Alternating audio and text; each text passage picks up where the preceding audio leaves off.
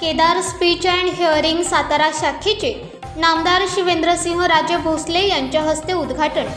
सातारा शहरातील शाहू चौक येथे नामदार शिवेंद्रराजे भोसले यांच्या उपस्थितीत केदार स्पीच अँड हिअरिंग या क्लिनिकचे सातारा शाखेचे उद्घाटन करण्यात आले।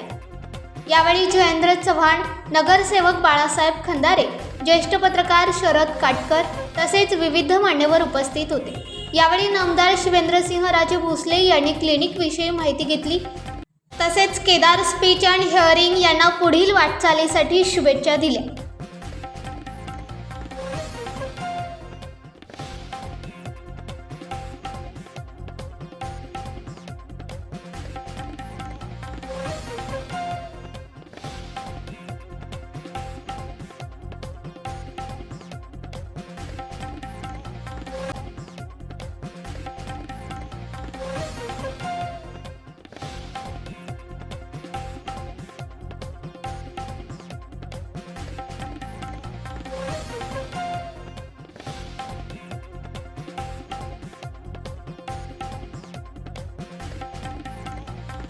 ऑडिओलॉजिस्ट आणि speech language pathologist Kedar speech and hearing clinic नावाने आम्ही गेले 12 वर्ष झालं सेवा देत आहोत।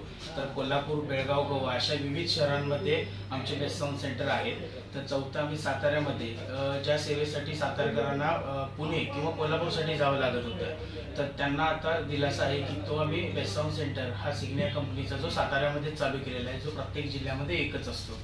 तर या सेंटरच्या माध्यमातून विविध प्रकारच्या तपासणी, नवजात बालकांच्या पासून ते वृद्ध लोकांच्यापर्यंत सर्व प्रकारच्या तपासणी उपलब्ध आहेत व अत्याधुनिक व लेटेस्ट टेक्नॉलॉजीचे सगळे श्रवणयंत्र सुद्धा आमच्याकडे उपलब्ध आहेत। तर सर्व प्रकारचे स्पीच थेरपी, हिअरिंग एड्स त्यांची चाचणी वगैरे जे काही टेस्टिंग असेल ते करून जे गरजेचं असणाऱ्या ज्या गोष्टी आहेत, ते ज्या काही एड्स लागणार आहेत ते इथं उपलब्ध करून दिल्या जातील। मला वाटतं सातारा जिल्ह्यातलं पहिलं सेंटर आहे आणि प्रत्येक जिल्ह्याला एकच सेंटर कंपनीच्या माध्यमातून दिलं जातं आणि ते आज साताऱ्यामध्ये सुरू होत आहे। थोडंफार आपल्याला माहिती आहे की आता नॉईज पोल्युशन वगैरे अशा अनेक गोष्टी आहेत, त्यामुळे लोक हे ऐकायला येणं वगैरे हे कमी होतं। हॉर्न वगैरे ह्या ज्या काही गोष्टी आपल्या आजूबाजूला पण ज्या वाजत असतात, सगळ्यात महत्त्वाचं म्हणजे डॉल्बीमुळं तर अनेक लोकांचं बऱ्याच वेळेला गणेशोत्सव वगैरे या काळात सुद्धा म्हणजे टेम्पररी का होईना किंवा परमनंट सुद्धा कान म्हणजे काय म्हणायचं हिअरिंग जाण्याचं हे प्रकार झालेले आहेत। साताऱ्यातले पण आपल्याला अनुभव आलेत, काहींच्या तर